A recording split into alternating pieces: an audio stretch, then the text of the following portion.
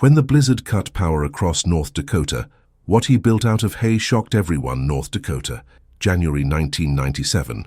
The temperature had plummeted to -35 degrees Fahrenheit as howling winds swept across the plains, creating whiteout conditions that made even familiar landscapes unrecognizable. What started as a typical winter storm had quickly morphed into one of the most devastating blizzards in North Dakota's recorded history.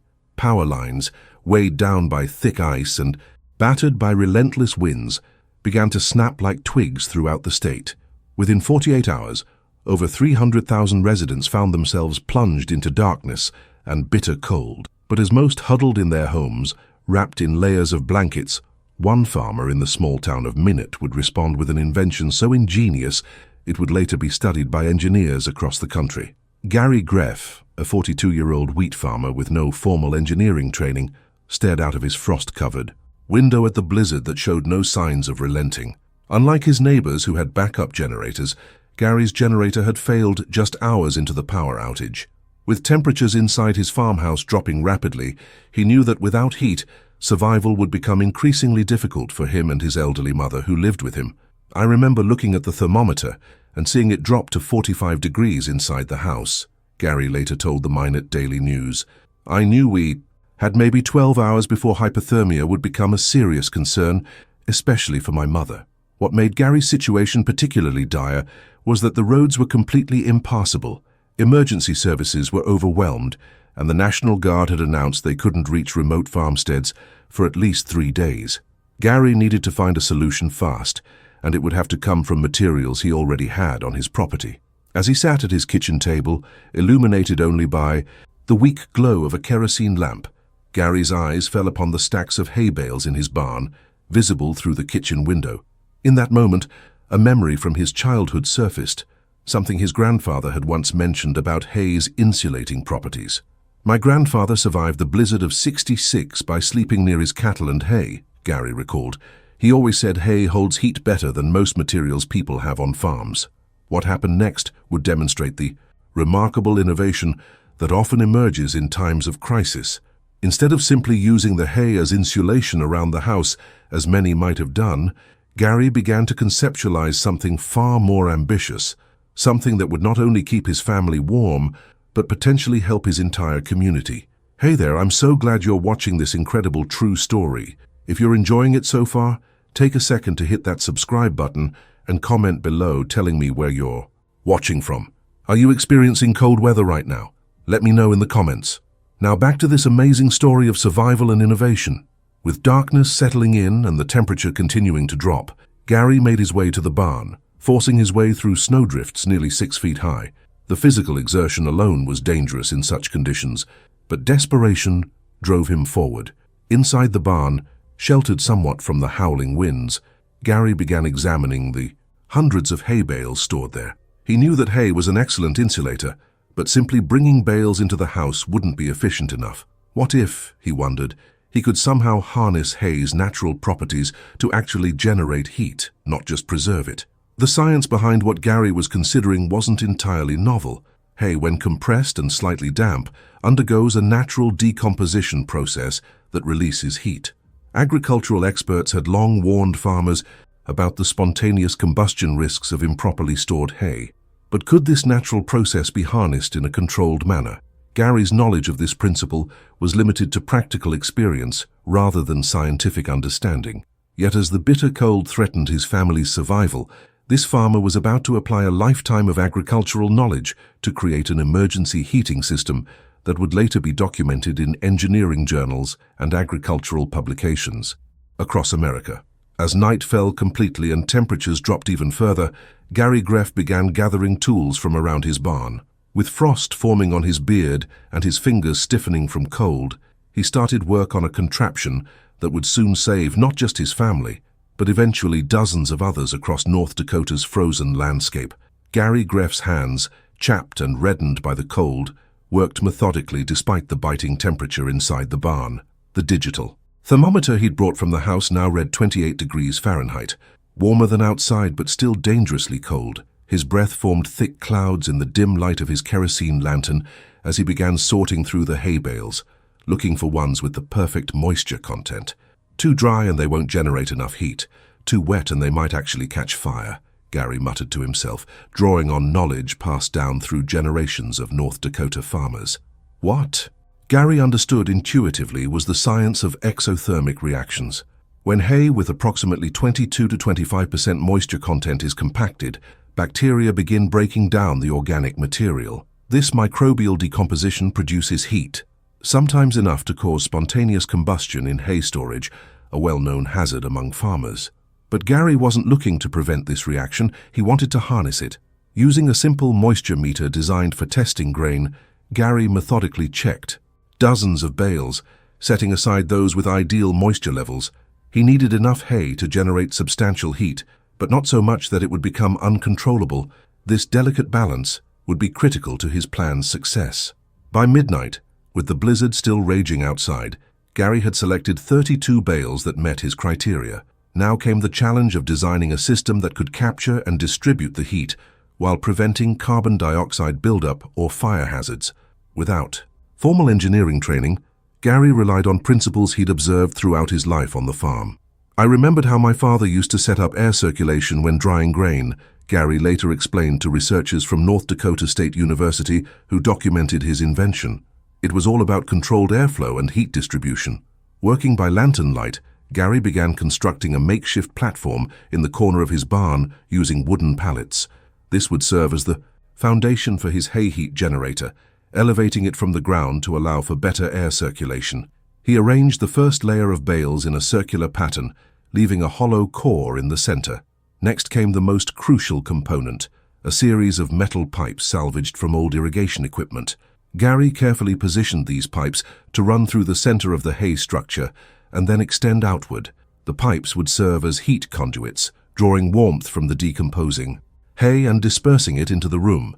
To accelerate the bacterial decomposition process, Gary needed to slightly increase the temperature of the hay. Using the last of his propane camping stove fuel, he heated several large stones and placed them strategically within the hay structure. This initial heat source would jumpstart the natural process. It was like building a slow-burning furnace out of materials most people would consider worthless, Gary recalled. But I knew from years of farming that there was energy locked inside those bales, energy that could keep us alive. By 3 a.m., with the outside temperature having dropped to minus 40 degrees Fahrenheit, Gary had completed the first prototype of what would later be called the Greff hay furnace. Now came the critical test. Would it actually work? Or had he wasted precious hours on a failed experiment while the cold continued to threaten his and his mother's lives? Gary inserted a thermometer into one of the outflow pipes and waited anxiously. After 30 minutes, the temperature reading began to rise, first to 60 degrees, then to 75, and finally stabilizing around 90 degrees Fahrenheit. Warm air was now flowing through the pipes. I remember almost crying when I felt that first warm breeze coming out of the pipe, Gary said. It wasn't just heat, it was hope. Using a wheelbarrow, Gary carefully transported his invention from the barn to the house through a makeshift snow tunnel he had dug earlier. The journey of just 50 yards took nearly an hour in the brutal conditions, but by dawn, the Greff hay furnace was installed in the living room, vented properly through a window to prevent carbon dioxide buildup.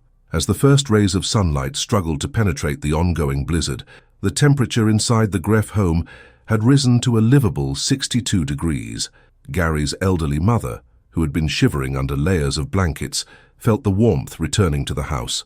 "You've always been clever," she told her son, "but this time I think you've outdone yourself." Little did either of them know that Gary's improvised solution would soon save dozens of lives throughout North Dakota's frozen countryside. By the third day of the blizzard, radio communications had become the lifeline for isolated communities across North Dakota.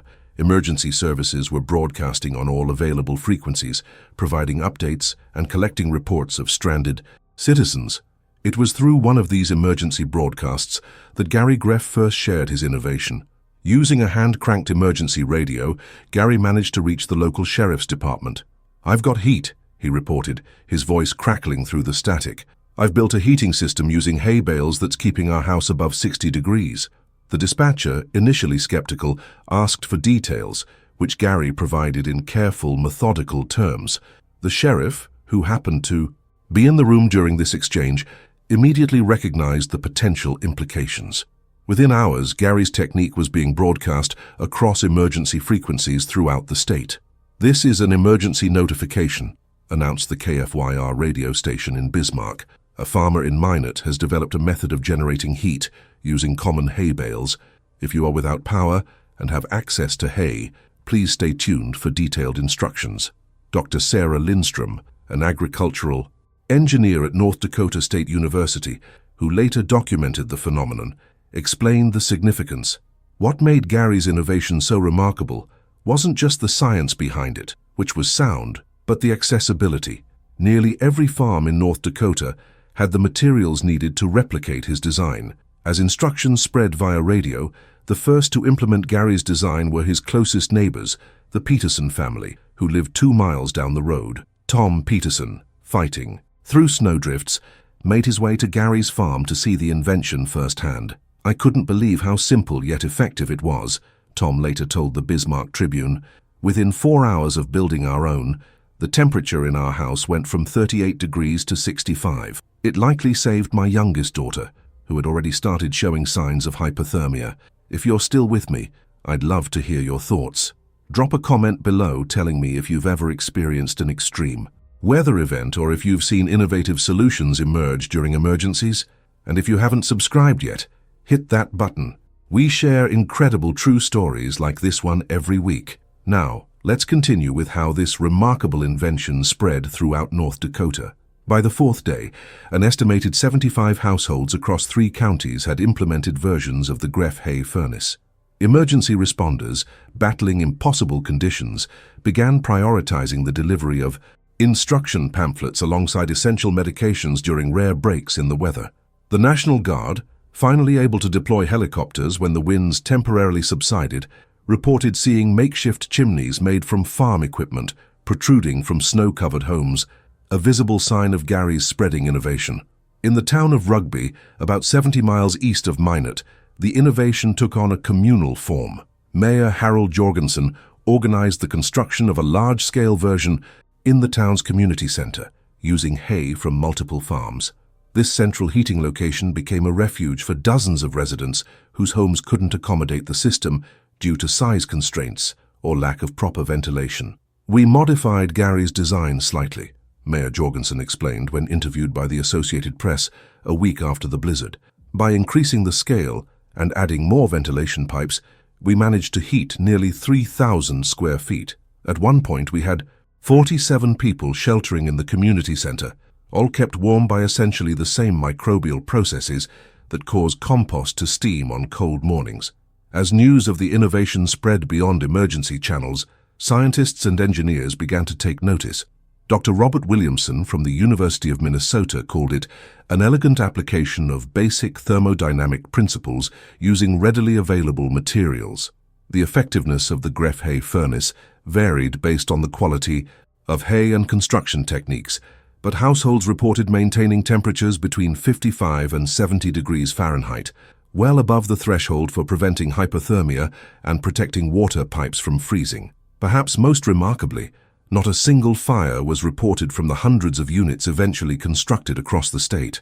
Gary's careful instructions about proper ventilation, moisture content monitoring, and safe distances from flammable materials had been followed with the seriousness the situation demanded. By the end of the week, as power crews made progress restoring electricity to isolated areas, an estimated 250 households across North Dakota had implemented the hay furnace in some form. State officials would later credit the innovation with preventing what could have been a significant loss of life, particularly among elderly rural residents. "In a crisis, innovation doesn't always come from where you'd expect," reflected Governor Eddie Schaefer during a visit to Minot after the blizzard. "Sometimes it comes from people who have spent a lifetime solving practical problems with whatever they have on hand." What made Gary Greff's improvised heating system so effective wasn't just farming intuition. It was based on solid scientific principles that would later be studied in agricultural engineering courses across the Midwest. The Greff hay furnace had inadvertently tapped into the perfect combination of biology, chemistry, and physics.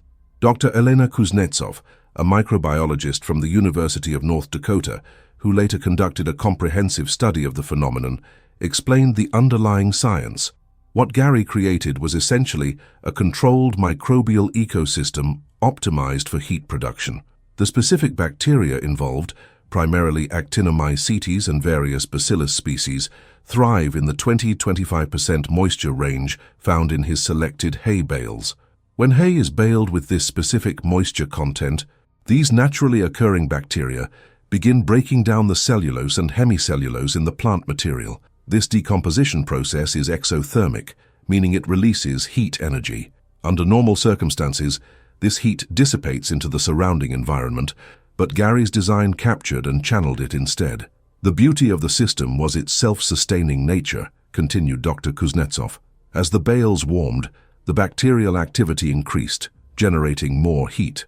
With proper oxygen flow, facilitated by Gary's pipe system, this process could continue for weeks before the available cellulose would be significantly depleted.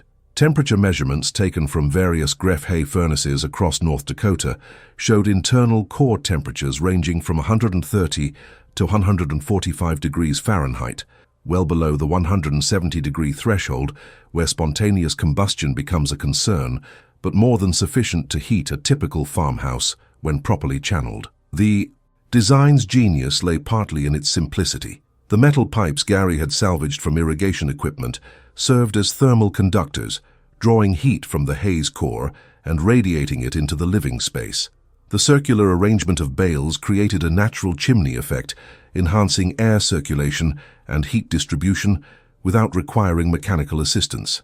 It's a textbook example of appropriate technology, noted Professor James Hernandez, an engineering ethicist who later included the case in his curriculum at Michigan Technological University. The solution wasn't high-tech, but it was perfectly adapted to the available resources, knowledge base, and immediate needs of the community. Safety features were inadvertently built into the design as well. The very process that generated heat also produced carbon dioxide, which could potentially be dangerous in enclosed spaces. However, Gary's system of ventilation pipes, combined with his instructions to place the furnace near a window or door with a small opening for fresh air exchange, effectively mitigated this risk.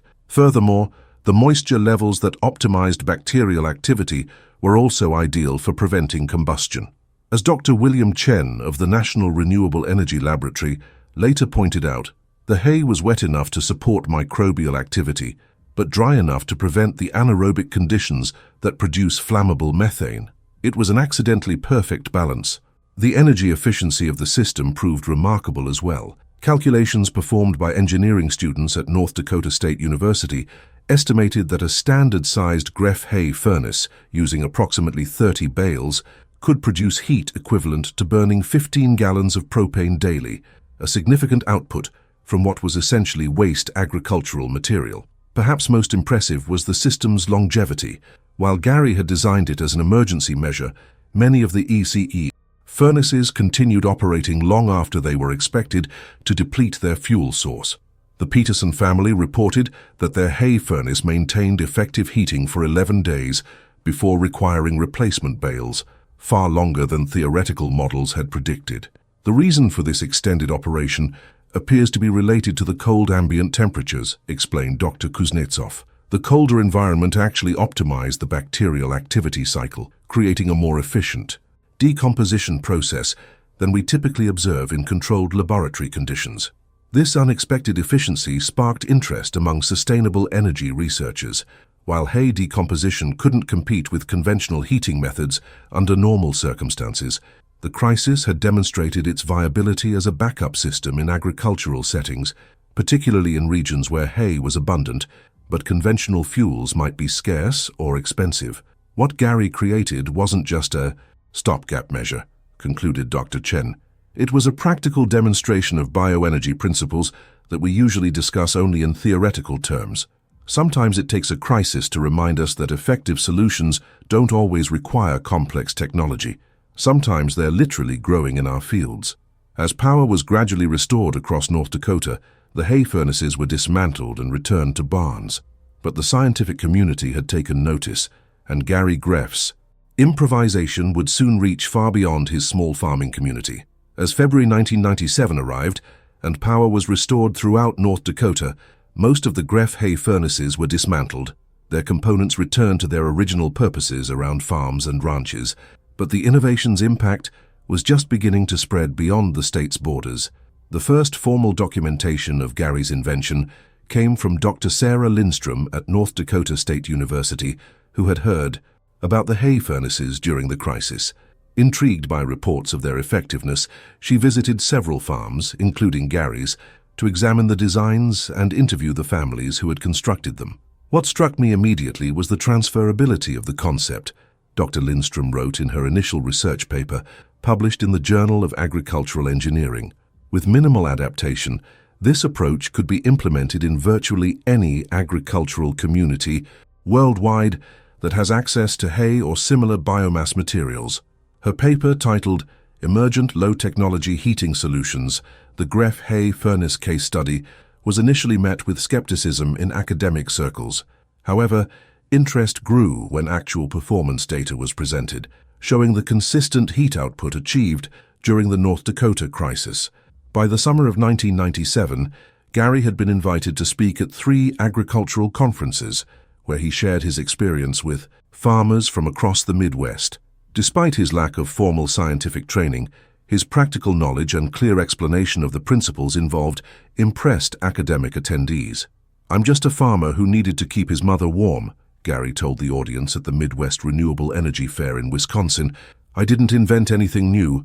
I just remembered what my grandfather knew about hay and figured out how to use it when we needed it most." This humility notwithstanding, the U.S. Department of Agriculture took notice. In October 1997, they published an emergency preparedness bulletin that included detailed instructions for constructing a Greff-style hay furnace, adding it to their resources for rural communities facing potential winter emergencies. International interest followed. The Canadian government, particularly concerned with heating solutions for remote northern communities, sent representatives to North Dakota to interview Gary and others who had built the furnaces. This led to a pilot program in Manitoba, where modified hay furnaces were tested as supplementary heating for indigenous communities where propane deliveries were often delayed by weather. "The adaptability of the concept is what makes it so valuable," noted Jean-Baptiste, an engineer with Canada's Northern Housing Project. "We've already seen communities adapt the basic Greff design to work with local materials like peat and sawdust when hay isn't readily available." Beyond North America, the concept found particularly strong reception in Eastern European countries, where small-scale agriculture remained common and winter fuel security was an ongoing concern. A Romanian agricultural journal published a translated version of Dr. Lindstrom's paper, leading to widespread adoption of the technique in rural communities there. The humanitarian organization Practical Action, formerly Intermediate Technology Development Group, incorporated the hay furnace concept into their cold climate emergency response planning. During a 1999 winter crisis in the Balkans, they successfully implemented a community-scale version of the furnace in 3 villages that had lost access to their normal heating fuel supplies. Perhaps most surprisingly, aspects of Gary's design began influencing developments in sustainable energy research. The controlled bacterial decomposition process he had harnessed was studied by bioenergy scientists looking for efficient ways to generate heat from agricultural waste materials. "While we work with much more sophisticated equipment and monitoring systems," explained Dr. Rebecca Montgomery of the National Renewable Energy Laboratory, "the fundamental biological processes we're trying to optimize are exactly what Gary intuitively managed with hand tools and farmers' knowledge." There's an important lesson here about the value of practical expertise. By the early 2000s, engineering students at multiple universities were assigned case studies based on the Greff hay furnace as part of courses on appropriate technology and emergency engineering. The case was particularly valued for demonstrating how effective solutions could emerge from combining local knowledge with available materials under pressure. For Gary himself, the attention was both surprising and occasionally overwhelming. He continued farming in Minot, occasionally giving interviews or presentations when asked, but generally preferring to stay out of the spotlight. "I never wanted to be known for anything other than growing good wheat," he told a documentary crew from PBS's American Experience in 2002. "But if what we figured out during that blizzard helps someone else stay warm when they need it most, then I'm glad people are still talking about it.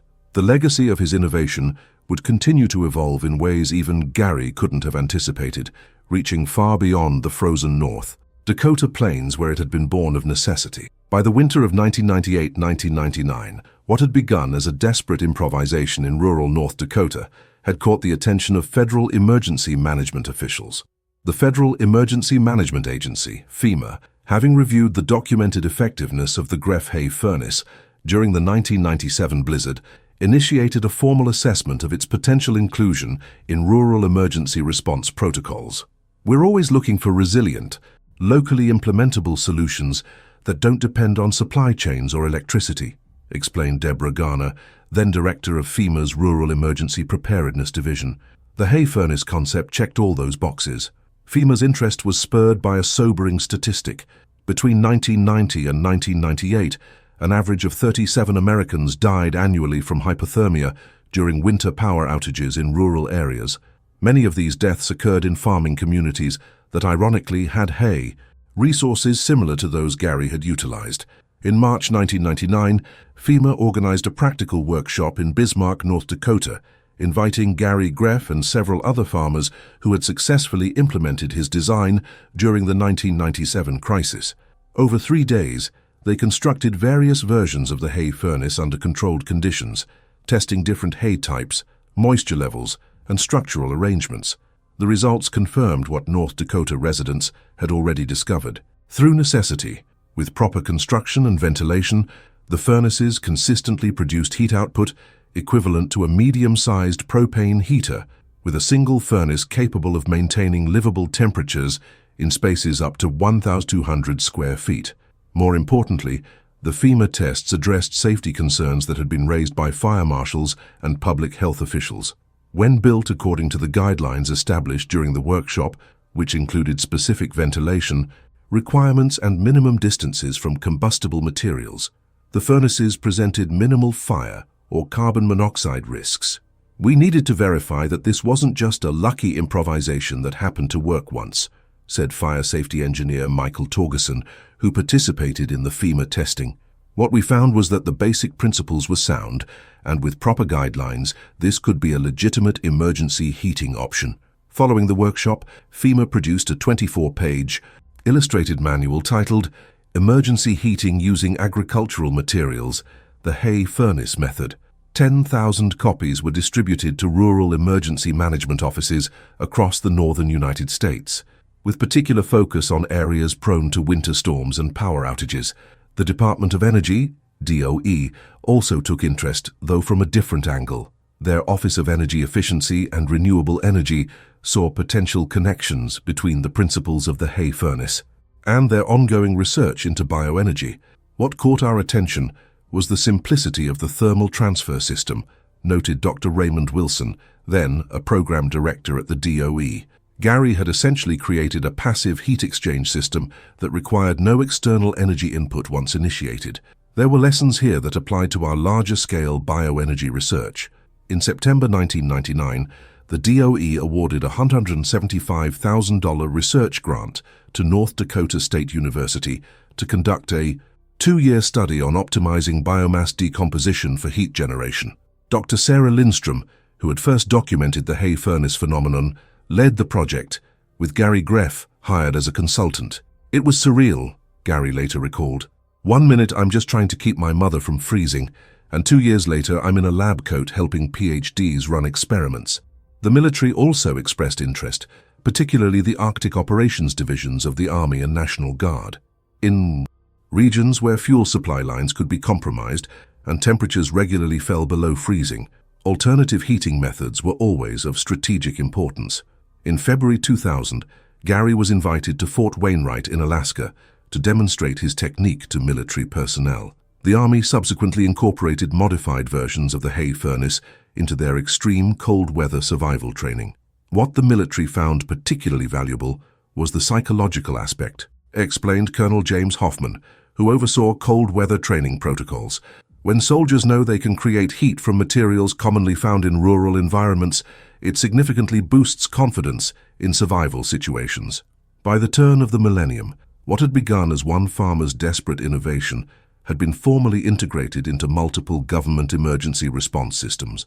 The U.S. Department of Agriculture added hay furnace construction to their extension service, training programs, ensuring that county agents throughout the country could provide instruction if needed. For rural communities across America, this institutional adoption meant that Gary's improvisation was no longer just an inspiring story. It had become an officially recognized emergency response tool, backed by federal research and testing. Sometimes the best innovations come from necessity rather than laboratories, observed Secretary of Agriculture Dan Glickman during a $2,000 address on rural resilience. The hay furnace reminds us that some of our most valuable emergency resources might already be in our barns and fields, just waiting for someone with the ingenuity to use them. 25 years after the great North Dakota blizzard of 1997, the legacy of Gary Greff's hay furnace continues to evolve in ways neither Gary nor those who first implemented his design could have imagined. What began as a desperate measure to survive a frozen night has become woven into the fabric of rural emergency preparedness worldwide. On a crisp autumn morning in 2022, Gary, now in his late 60s but still active on his farm, walked among students from North Dakota State University's agricultural engineering program. 24 young men and women listened attentively as he described how he selected the right hay bales that fateful night. "This workshop has been held every year since 1999, explained Professor Jennifer Chen, who organizes the annual Greff Hay Furnace Workshop. "We've had over 500 students learn this technique, and many have gone on to adapt it for different applications around the world. Indeed, the geographical reach of Gary's innovation has extended far beyond North America. In Mongolia, where winter temperatures regularly drop below 40°C and many nomadic herders live beyond the reach of conventional energy infrastructure, a modified version of the hay furnace has been widely adopted. The International Federation of Red Cross and Red Crescent Societies documented this adaptation in their 2018 report on sustainable emergency heating solutions. The Mongolian adaptation uses compacted animal dung mixed with the limited available plant material, the report noted. While less efficient than the original hay design, it provides critical supplementary heat in one of the world's most extreme environments. Similar adaptations have appeared in the high-altitude regions of Peru, Nepal, and Kyrgyzstan, each modified to use locally available biomass materials. The core principles Gary applied, controlling moisture content, ensuring proper ventilation, and creating efficient heat transfer, have proven remarkably transferable across cultures and climates. In more industrialized contexts, the legacy of the hay furnace has influenced developments in sustainable heating technology. The bacterial decomposition process harnessed by Gary's design has been incorporated into more sophisticated bioenergy systems. BioWarmth, a Minnesota-based company founded in 2008, developed a commercial heating system for agricultural buildings that uses controlled decomposition of agricultural waste materials. Their marketing materials explicitly credit the Greff hay furnace as an inspiration. "We've essentially taken Gary's concept and added modern monitoring systems, automated moisture control, and optimized airflow," explained Dr. Robert Chen, the company's founder. "Our systems can heat a large greenhouse or barn for up to 3 months on a single charge of biomass material, with minimal human intervention." By 2023, BioWarmth had installed over 300 systems across the United States and Canada, with their largest installation heating a 50,000 square foot greenhouse complex in Ontario, using primarily spent brewing grains and crop residues from local farms. The educational impact of Gary's innovation has been equally significant. Case studies based on the hay furnace are now included in engineering curricula at dozens of universities, used to illustrate principles of appropriate technology, biomimicry, and emergency innovation. What makes the Greff case so valuable pedagogically is that it demonstrates how effective solutions can emerge from combining local knowledge with fundamental scientific principles, noted Dr. Maria Sanchez, who teaches sustainable design at MIT.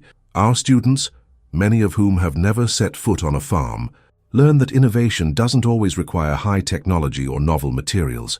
Perhaps most importantly, the hay furnace continues to serve its original purpose, saving lives during winter emergencies. During the 2021 Texas freeze, When millions lost power for days in unprecedented cold, at least 3 documented cases of rural families implementing hay furnaces were reported. The Williams family in Amarillo, having learned the technique through a FEMA preparedness workshop years earlier, constructed a furnace in their garage that maintained a temperature of 58 degrees Fahrenheit in their home throughout the 4-day outage. "I never thought we'd actually need to use it," James Williams told the Amarillo Globe News. "But when the power went out and temperatures dropped below zero, I remembered that workshop. That hay furnace kept our pipes from freezing and our family safe." For Gary himself, now approaching retirement, the enduring impact of his improvised solution continues to be a source of quiet pride. He still lives on the same farm where he first built the furnace, though the house now has a modern backup generator and improved insulation. When asked about his legacy during a 2022 interview for a documentary on rural innovation, Gary reflected, "I'm just glad something good came out of that terrible storm. My grandfather used to say that farmers have to be ready to solve problems with whatever's on hand. That night, all we had was hay and determination, and sometimes that's enough." In communities across the world where winter brings isolation and vulnerability, that lesson continues to provide both practical heating solutions and a powerful reminder of human ingenuity in the face of nature's extremes.